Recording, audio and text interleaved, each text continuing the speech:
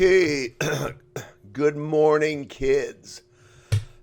Wow, that sounds good. Well, I'm not as excited, even though I have my Dunkin' Donuts coffee, and I'm almost finished with it because I wanted to come down here, and I know there's issues with graphing on this calculator. I don't know why.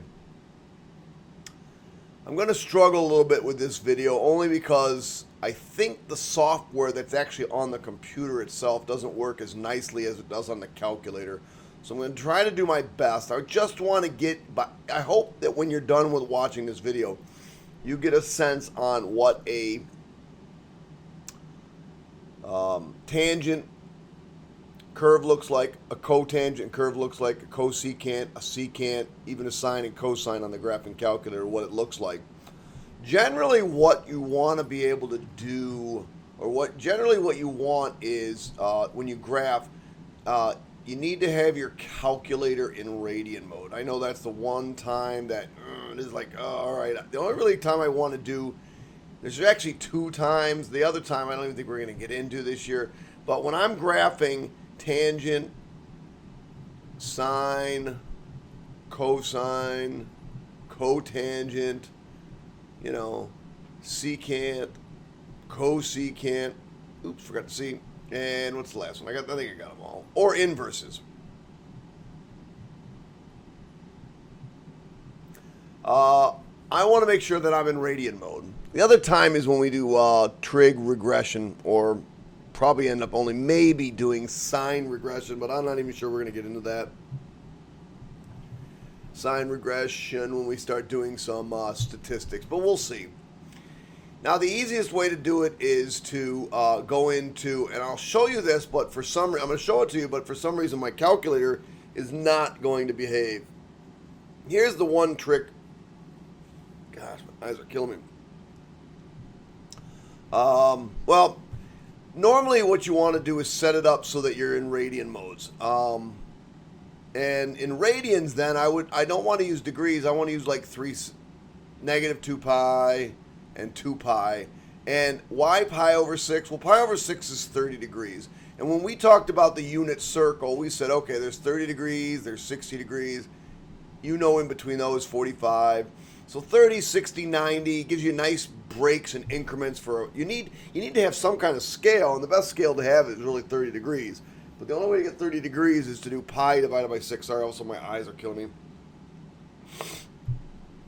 So even though I say now you're ready to graph the tangent curve, we'll try to graph the tangent curve.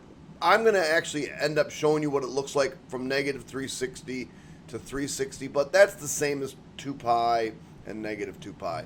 I don't know why. I'm hoping before Monday I can get this under control, but it says it's in degree mode. I go to degree mode, I click on it, and I go to document settings, and I say, wait, I'm in radian mode. I want to be in degree mode. Well, I really don't want to be in degree mode. I want to be in radian mode. And I try to go into radian mode, and I choose make default, and I choose OK, and I'm still in degree mode. I don't know why. So normally that works, and if you see it on the graphing calculator, it works. If I try to go into document settings and go into document settings, I'm still in radian mode. Click OK, but it's not going to be in radian mode. And you would go into menu, Windows, Zoom, Windows settings, and go from negative 2 pi to 2 pi. Now I know we haven't done much with the scale this year, but normally we just choose auto. But in this case, we really want to choose pi divided by 6. And for this one, we really probably want to just go from negative 2 to positive 2, at least to start out with. Click OK. Notice it says negative 6.28 and 6.28. Pi is 3.14, so 2 pi obviously would be about 6.28. It's just, of course, an approximation. So now I'm ready to graph. I'll come in here, and every time I press this thing goes crazy. Oh, it didn't do it this time. Sine of x. And if I'm in radian mode, it should graph right. If I'm not, it graphs looking like this. So this is what it's graphing looking like. I don't know why, because I set it up for radian mode, but it seems to be still in trig mode. If this happens to you, sometimes the easiest way to do it is just go into menu, Windows Zoom, and Zoom Trig. And what it'll do is it'll make it look nice. Notice it goes now from 0 to 360. It made its own scale for some reason. It's going from 0 to 4. Of course, you can change. I think you can change those window settings to go from, -2. I think that maybe looks better to 2. And you see that it's, halfway up is 1.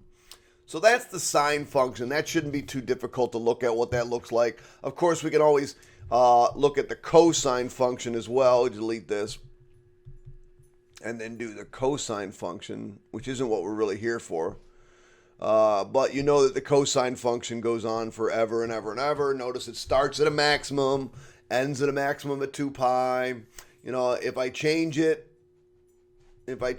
so that I now have a frequency of 2, then I should be able to get 2 of these curves in 2 pi, and so on and so forth. If I change it and I put a half there, instead of a 2, I put a 0.5, then obviously we're only going to get half of a curve in 2 pi. Anyway, that's that. What do we really want to graph? I really wanted to get you to graph the tangent curve. I want you to see because we're in the tangent unit, I want you to see what the tangent curve looks like. Tangent's a little bit different. You're going to see that the tangent curve is a little bit different than these. Let's change the menu. Let's go window settings. I'm going to change it from, and I'm going to make it go from,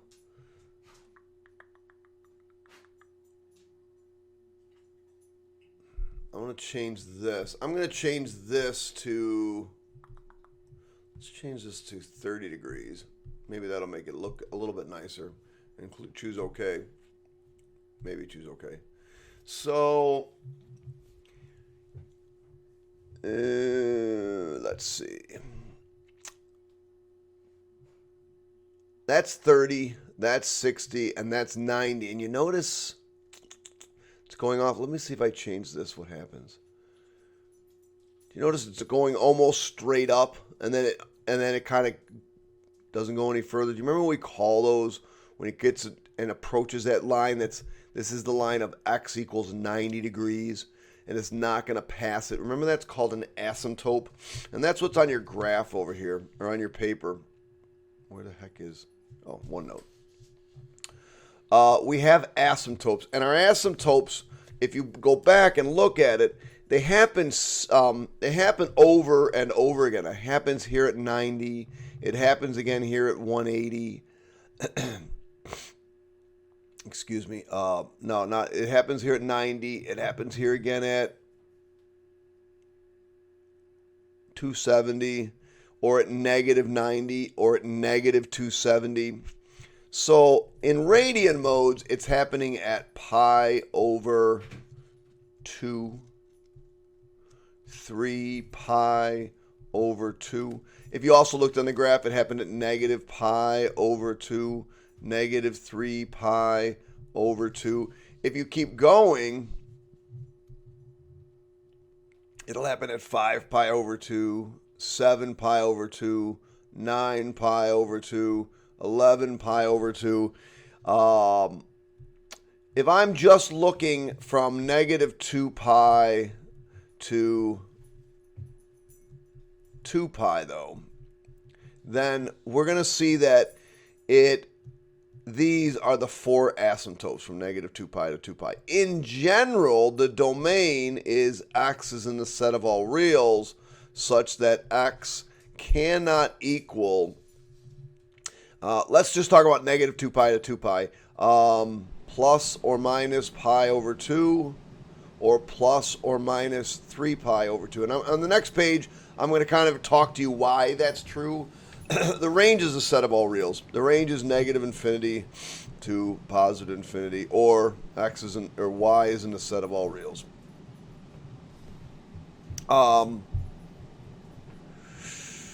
Let's talk about y. Let's go down and talk about y. Oh, first I want to graph it. So remember that if we have an asymptote, we want to use dotted or dashed lines. Now again, this is kind of difficult. So we said there's a asymptote at pi over 2. So we're going to draw an asymptote at pi over 2. There's also an asymptote at 3 pi over 2. And at negative pi over 2.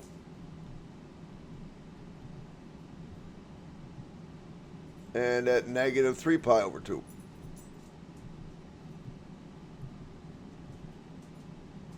All right. Now, if you go back to the graph, what's in the middle? Oh, let me go back to the middle. Right here in the middle, it's at 0. Here, 0. Here, 0. So in between each of these, it's a 0.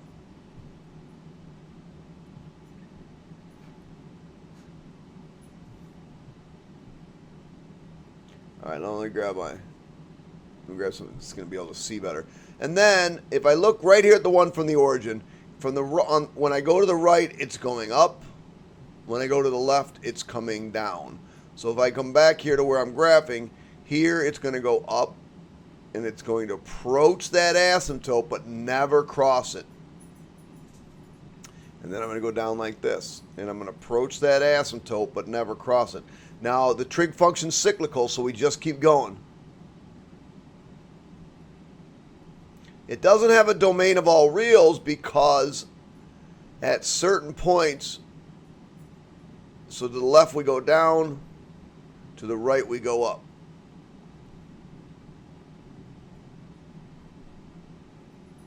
So that's the tangent curve. Now let's talk about y at pi over 2 and 3 pi over 2 and negative pi over 2 and negative 3 pi over 2. Let's talk about why that's true.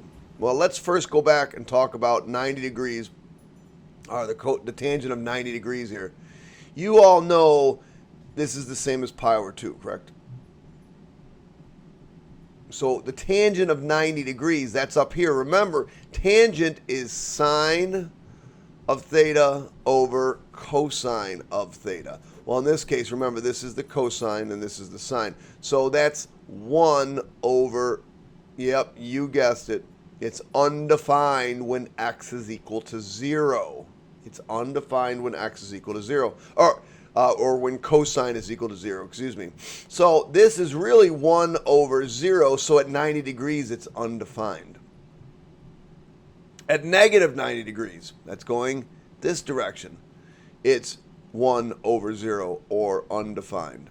At 270, now that's going in this direction, but it's still arriving at this point, that's 1 over 0. Negative 270 starts here and goes back, but it goes back to this point, which is negative 1 over 0. This is negative 1 over 0, and this is negative 1 over 0. But the fact of the matter is, at all these quadrantal angles, at this quadrantal angle up here, which is pi over 2, or if you want, it's negative 3 pi over 2, or down here, 3 pi over 2. Hold on a second. Briscoe, upstairs. Go.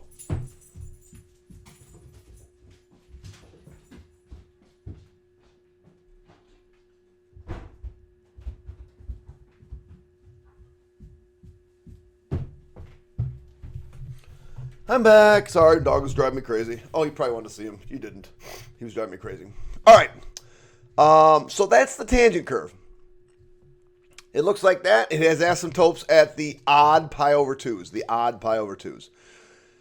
You're expected. Okay, so I don't expect you to memorize the cosecant curve, the secant curve, or the sine curve, or the cotangent curve, but I expect that you be able to recognize them. I don't want you to be able to graph them. I'm not going to ask you to graph them, but I do want you to recognize what they look like. So on this one, we're going to graph now the cosecant curve. So let's go take a look at the cosecant curve. So we'll get rid of this. We're in graph mode. Tab. All right, so excuse me, we're going to graph cosecant x. Now it's not going to graph nice yet because I got to go into menu because it's just not working right. And zoom trig, which is 8. We'll click 8. Ooh, man, that's crazy looking. Now here's how I like to remember it.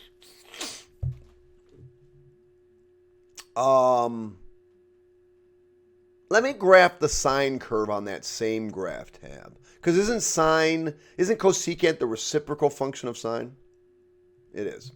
So, tab, we're going to graph sine of x. And I think you're going to see something kind of interesting. Notice that the cosecant curve comes down, comes down, comes down, and comes down. It kind of like rides on the humps of the sine curve. It rides on the humps of the sine curve. Now, it also has asymptotes. It has an asymptote here at 0. What is the sine of 0? Sine of 0 is 0. Well, isn't cosecant 1 over sine? So at 0, that would be 1 over sine, or 1 over 0, which is undefined. Over here at 180 degrees, sine is 0, 1 over sine is undefined. So you'll notice that every time sine is 0,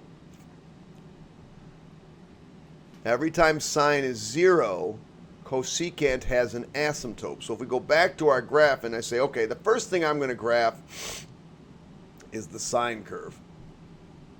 Maybe.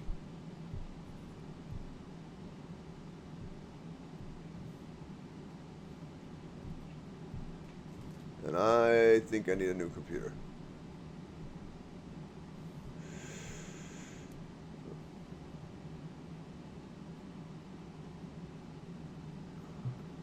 Great.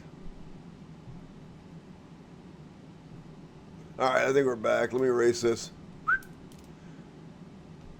I don't know. It just crashed here for a second. Okay, so what we're going to do, I'm going to graph the sine curve.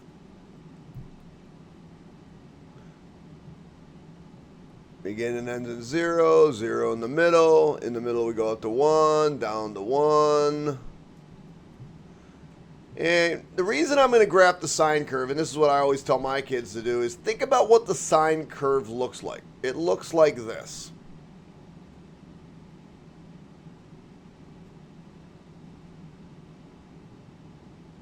Well, cosecant curve rides on those humps of the sine curve, and it has asymptotes every time. Why am I using this? It has asymptotes every time sine equals 0. We have an asymptote. And it also equals 0 out here. So we have an asymptote here. And we have an asymptote. So what I want to do is I want to draw the cosecant curve riding on the humps of the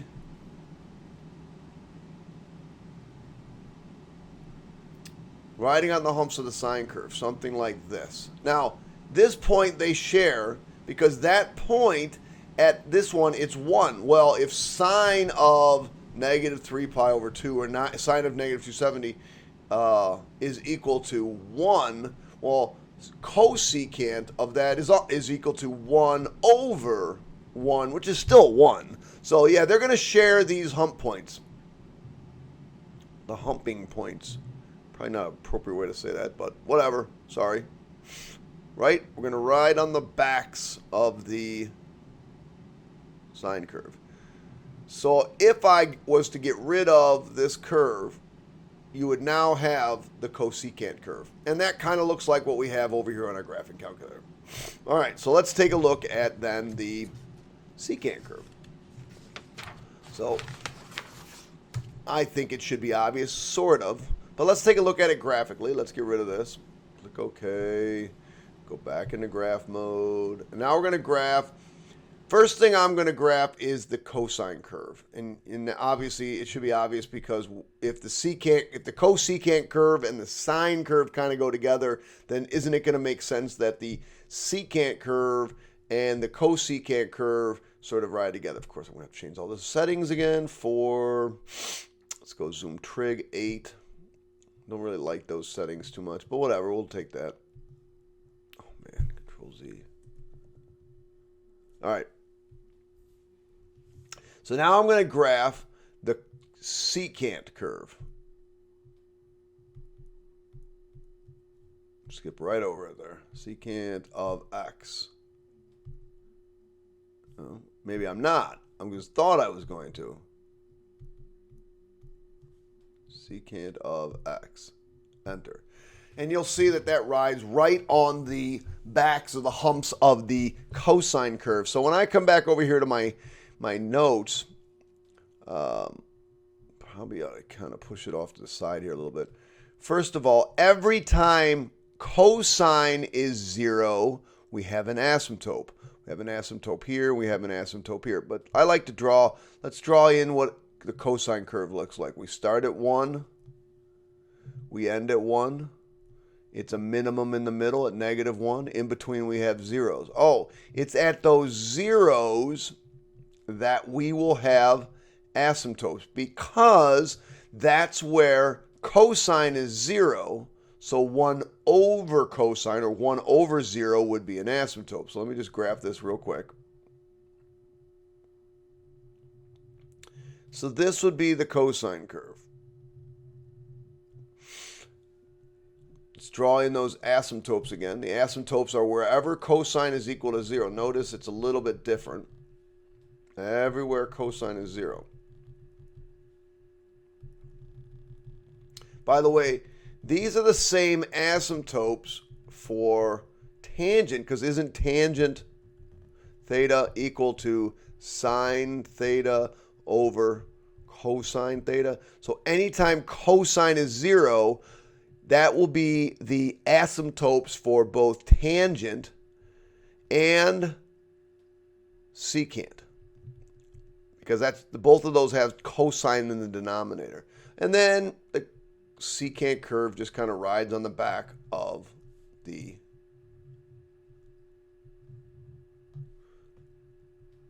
cosine curve. Something like this. And then we just get, if I just get rid of the cosine curve, there it is. That's the secant curve. All right, we got one more. It's the cotangent curve. Well, cotangent theta is equal to cosine theta over sine theta. So notice sine theta is in the denominator. So when does sine theta equal 0? Well, sine theta equals 0 at 0 degrees, 180 degrees, 360 degrees, and the same thing here and here. So I should expect to see asymptotes for the cotangent curve right here.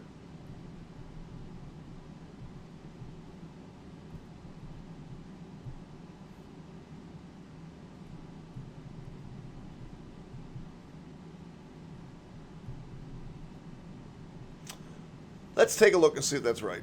I'm going to try to do that. I'm going to do this tab so I don't have to redo these settings.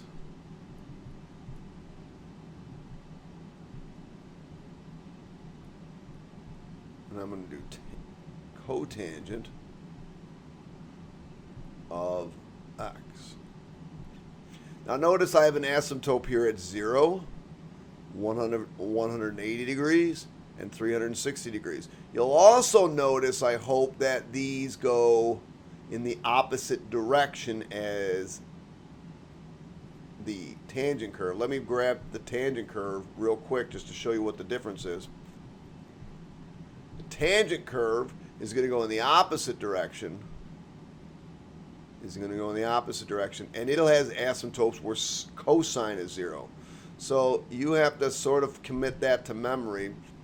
Let's see. In between here, obviously, was zeros then, right? Where the tangent curve comes down, squiggles, and hits this one asymptotically. I'm having a hard time with that one. Oops, don't have it cross. Man, I cannot graph that. What like that?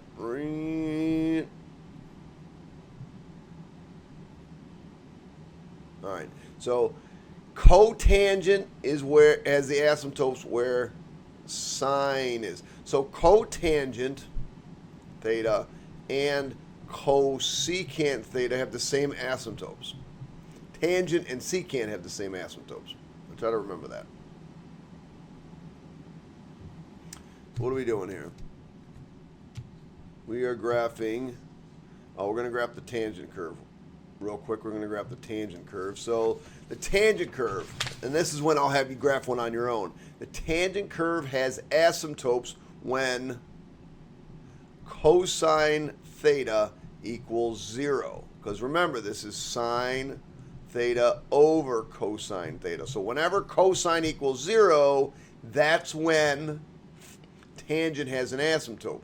Well, cosine starts at 1, ends at 1, has 1 in the middle, so this is where its zeros are, at 90 degrees and 270 degrees. So that's what I'm going to draw in my asymptotes.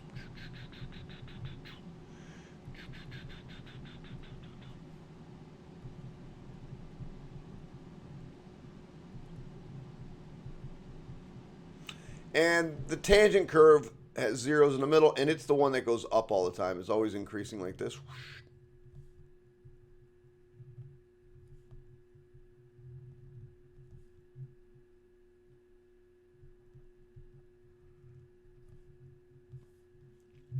So that's my tangent curve. Let's talk about the domain and the range. And we're only talking from 2 pi to 2 pi. Or from negative 2 pi to 2 pi. So the range is all reals. That's pretty simple. We've talked about that. Negative infinity to positive infinity. The domain is x is in the set of all reals, but x cannot equal plus or minus pi over 2. Or plus or minus 3 pi over 2, or in this case, 90 degrees and 270. We have asymptotes at x equals plus and minus pi over 2. Wherever it's restricted, that's where your asymptotes are going to be. And plus x equals plus or minus 3 pi over 2. Those are your asymptotes. So the next question I'm going to ask is there a place we can look at this function so that its inverse has a function? This was one of the tough questions on your last test. Is there a place we can look at this where the inverse will be a function? And yeah, there is. But remember, it's got to be able to pass the vertical and horizontal line test. Now, this passes the vertical line test everywhere. It's definitely a function, yes.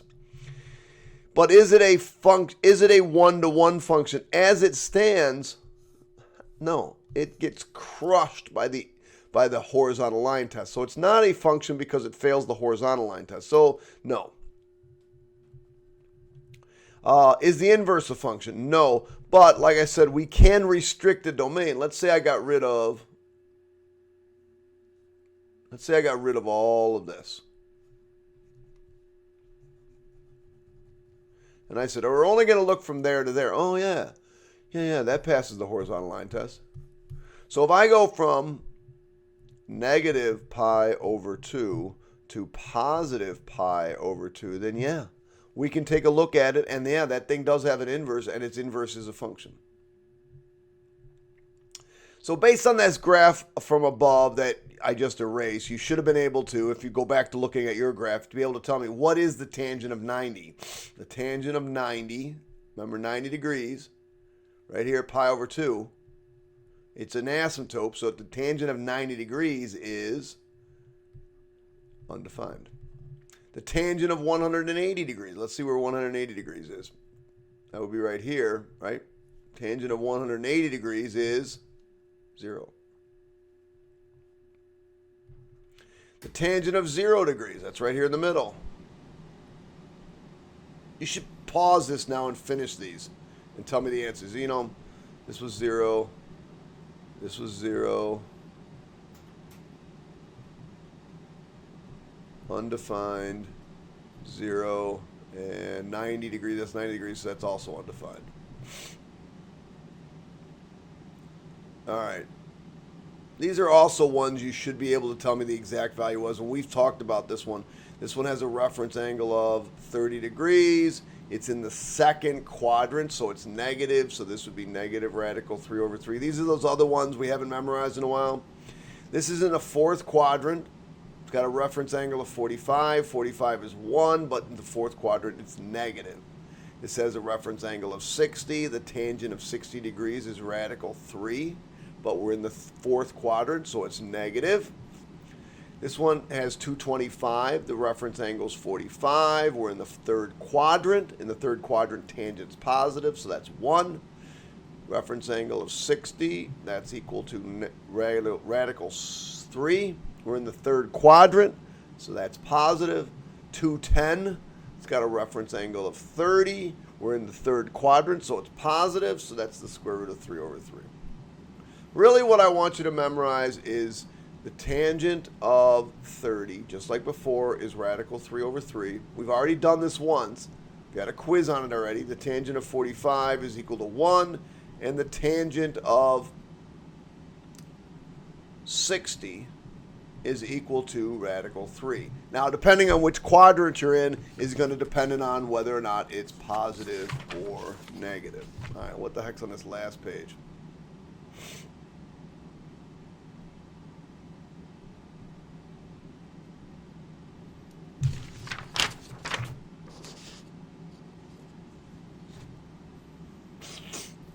Another kind of trig graph. Let's see.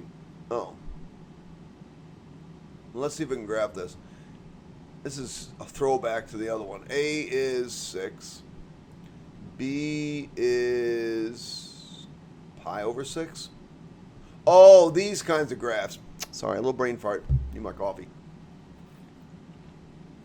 Yuck. Period. Now this is where the period's going to get weird. It's 2 pi over 6. Well, that means we're going to take 2 pi over 1 and we're going to multiply it by the reciprocal, which is 6 over pi.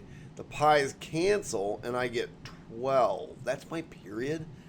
It's going to take 12 to see a full sine curve. Well, then my x scale is going to look weird. My x scale should be 12 over 4, because remember, x scale I like to have is period over 4, that's 3. We're going to have a midline of y equals -2. Max is -2 plus 6, which is 4. And the min is going to be equal to -2 minus 6, which is -8. So if I'm going to draw this graph in, first of all, I'm going to just graph it for one full cycle. So that means I'm going to put my x-axis right here on the left.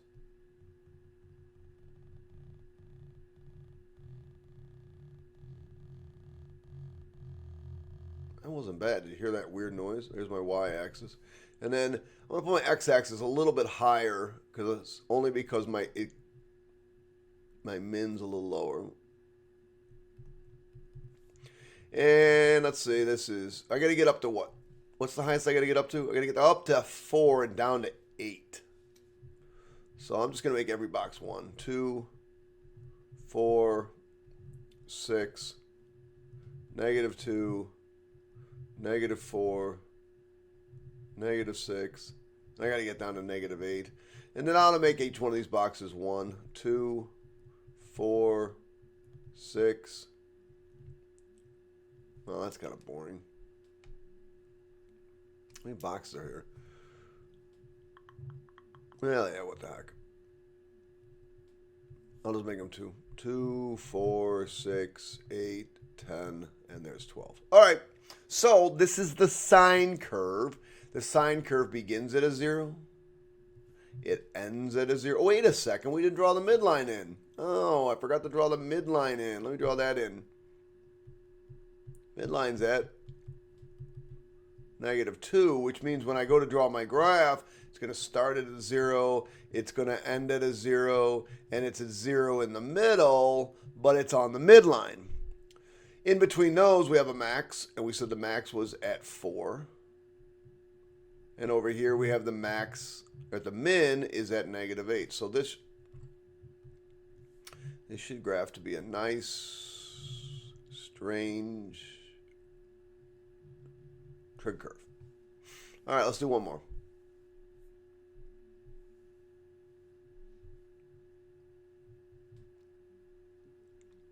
Let's go through these again. A is 5. B is pi over 3. Period is going to be 2 pi over 1, well, 2 pi divided by pi over 3, which is going to be 2 pi over 1 times 3 over pi. The pi's cancel. In this case, I get 6. Ooh, that's going to make my x scale weird.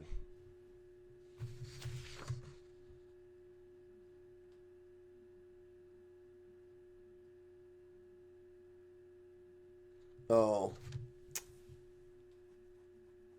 I forgot I changed that. Son of a gun, I changed this to 4. So we're going to change that to 4. It'll make things a little bit easier. 4, and this will make this 8. And that's because when I come down here, it's 8 over 4, which is 2. So I'll make my scale 2. Let's see. My midline is y equals 3. My min is going to be 3 minus 5, which is negative 2. My max is going to be 3 plus 5, which is 8. And let's go.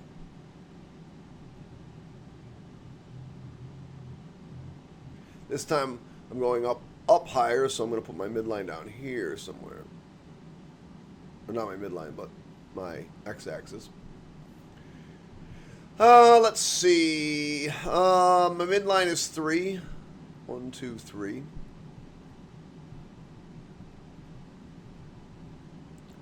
Let's see, that's 4, 6, 8, 10, 1, negative 2, negative 4.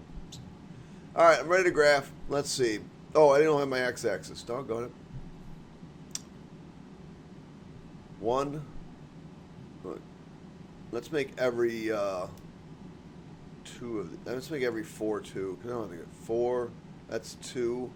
1, 2, 3, 4. That's 4. 1, 2, 3, 4. That's 6.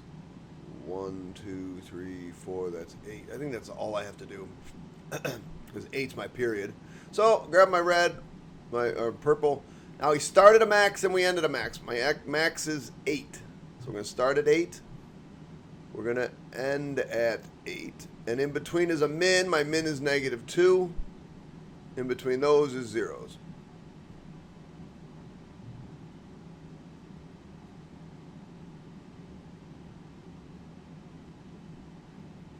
All right, kids, that's it. That problem's over. Hope you enjoyed. Sorry about some of those mistakes, and I'll try to figure out that calculator thing by the time we get to class. Maybe.